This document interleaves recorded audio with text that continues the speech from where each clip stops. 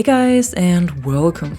Today we started into week 13 of season 3 already, which means there is only 2 weeks left to complete your battle pass and season badge, but it also means we got some new weekly missions, new portal modes and store items, and we got a small update as well. If you have missed the patch notes so far and didn't watch my last video about them, here's another quick overview of what was changed. Most important, the ADS slowdown for drum magazines was reversed, so they have the same aim down sight speed as normal mags now, but the extended magazines you can find for standard issue ammunition, for example, are still slowed down. This is not intended and should have been fixed as well, but unfortunately it doesn't seem to work. The next update will be made in 2 weeks with the start of season 4, so I don't think we will see a fix for this any sooner. The 2 vault weapons, MTAR and PP2000, deal more damage on close and mid-range now to be more in line with other assault rifles. The M39 EMR was also fixed, because before the update it did one-hit kills to the head with a suppressor, but now this doesn't work anymore. You can still one-hit kill enemies with a headshot within a range of 40 meters though, but only without the suppressor. As assault player, your proficiency will not grant you additional ammunition for underbarrel launchers anymore.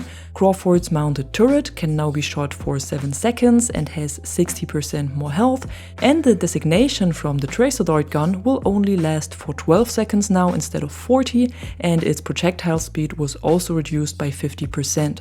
Besides this, there were some minor bug fixes made, but like I said, it's just a small update, so there were not many changes. For future updates, there are more weapon tweaks planned, especially for vault weapons and LMGs, and DICE also confirmed that they are looking into attachment unlocks and skins for vault weapons, so it might make those a little more interesting for the tier 1 grind. What we also got again this week is a season 4 leak from Temporeal, and this time he gave us some details on the new gadget. It will be an explosive launcher called SPH that fires projectiles that stick to surfaces and explode after a short delay, and according to its description it might be assigned to the assault class.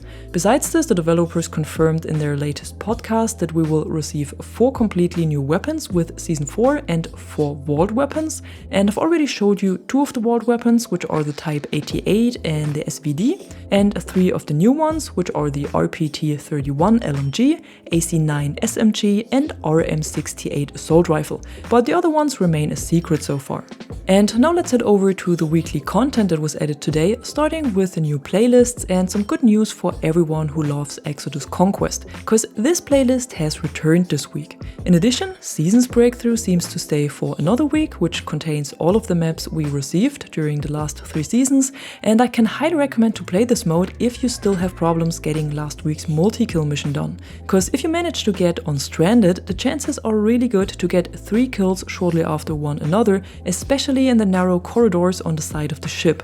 For me this worked pretty good with Zane and the PP29 because of the self-healing ability of the specialist and the high ammo count of the weapon, so maybe that helps you as well.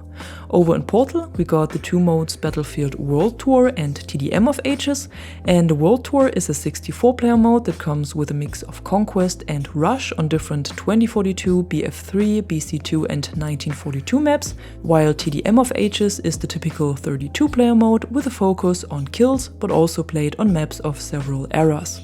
On Friday we will then see the return of Squid Cheese Chaos and a new Friday Night Battlefield experience. At the item store there was also 1 new bundle added, and this week it's called Yatagara 2 and includes weapon skins for the DM7 and G57, a specialist skin for Irish and a weapon charm. And now let's have a closer look at the weekly missions that have a very good mix of different tasks this time, but might look harder than they actually are. In the first section you need to spot 10 enemies, capture or neutralize 1 objective and travel 2 kilometers in vehicles. In the second section you need to inflict 2000 damage with explosives while on foot, do 20 defensive kills and assists and earn 12 ribbons.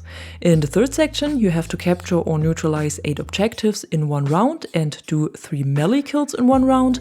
And for the bonus mission, you simply need to inflict 2000 damage with assault rifles. And I know some of these missions might sound challenging again, but let's get through them one by one, and I'm gonna give you some tips as usual. For the first section, I played Conquest and mainly used the manual spotting for the respective mission since it's the easiest to do, so I didn't use any specific gadget or ability here.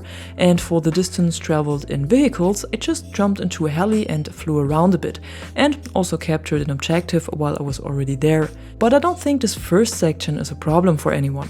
For the second section, I went over to Breakthrough and spawned in with Sane, a frag grenade and different underbarrel grenade launchers for my weapon, cause these all count and work pretty well for the explosive damage mission. Sane's airburst works best, and that's what I can highly recommend to use, but frag grenades also got me some nice kills here. So you don't have to deal damage to vehicles, infantry damage is enough and much easier to do. The ribbons are not much of a problem, I guess, since they are earned on the side while doing kills, spottings, revives and so on, but the defensive kills might be a bit trickier, especially on Breakthrough. These only count when you are on an objective your team has fully captured, so it must be blue, and you kill incoming enemies. In addition, some kills don't seem to count even though the requirements are met, so this mission might take a bit to complete, no matter which mode you play. For me, Conquest worked best here, but Breakthrough as defender should also be fine. For the melee kills in one round, you should use Dozer and his shield and also take some smoke with you, and then stick to objectives, throw your smoke at areas with a lot of enemies around and surprise them with a friendly bash. If they see you and start firing, just crouch to protect your feet and legs, or slide to move a little faster towards them. If you feel more comfortable with takedowns or knives, you can use this as well, but Dozer usually works pretty good. The 9 objectives captured or neutralized in one round are easiest done in Conquest, and then really focus on playing the objective, and especially on objectives the enemy has already captured, because then you will neutralize and capture them. Neutralizing means that you take it back from the enemy to a neutral state, and capturing means to turn the objective icon blue. So when you recapture, you usually have both actions.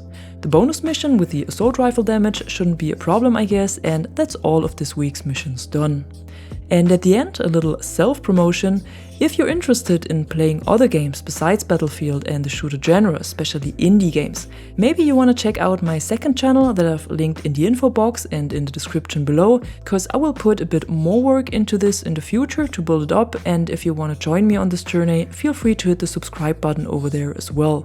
Of course, I'm not abandoning Battlefield or this channel here, don't be afraid, but I'm also playing other games besides it, especially indie games, and I was looking for a chance to do a second channel for a while already, and also tried different things out, like some of you guys might remember, but I'm always getting back to the indie games however, so I'm gonna give this a try and thought it might be interesting for you as well.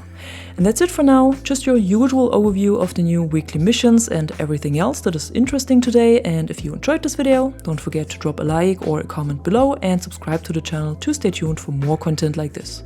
Until then, thanks for watching, I'm the Catwoman and you are awesome.